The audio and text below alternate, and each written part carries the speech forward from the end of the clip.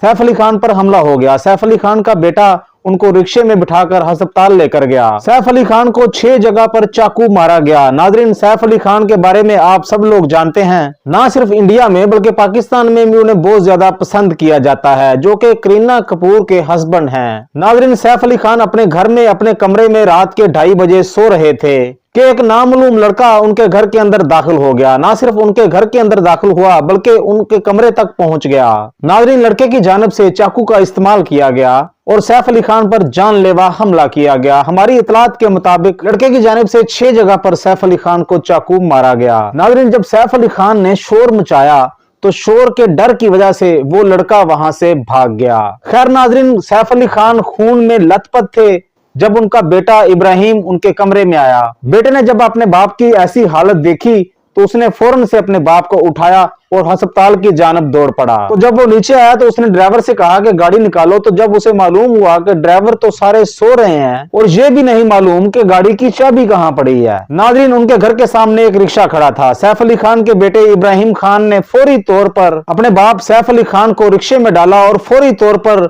रिक्शे को हॉस्पिटल की तरफ ले गए। नाजरीन, इस वक्त सैफ अली खान सीरियस कंडीशन में हैं। सैफ अली खान का ऑपरेशन किया गया है। नाजरीन, इस सारे वाकये में हैरानकुन बात यह है कि सैफ अली खान जिस जगह पर रहते हैं उस घर में कैसे एक नामालूम अफराद दाखिल हो गया, क्योंकि वो एक घर नहीं है, वो एक बहुत बड़ा महल है। आपने एनिमल मूवी तो देखी होगी। एनिमल मूवी में जो घर था रणवीर कपूर का, नाजरीन वो घर सैफ अली खान का था। सैफ अली खान ने उनको मूवीज के लिए रेंट पर दिया था। इससे पहले भी बहुत ज्यादा मूवीज में सैफ अली खान का घर इस्तेमाल हो चुका है, क्योंकि वो एक घर नहीं है, वो एक बहुत बड़ा महल है। नाजरीन, इतने बड़े महल में एक लड़के का घुस आना और ना सिर्फ एक महल में घुस आना बल्कि सैफ अली खान के कमरे तक पहुंच जाना और सैफ अली खान के ऊपर चाकुओं से वार करना, ये कोई आम बात नहीं है। घर वाला कोई साथ मिला होगा तभी ऐसा हो सकता है। खैर नाजरीन, सैफ अली खान अभी हॉस्पिटल में मौजूद हैं। उनकी हालत बहुत सीरियस है, उनका इलाज किया जा रहा है। हम दुआ करते हैं कि हमारा मुसलमान भाई ठीक हो जाए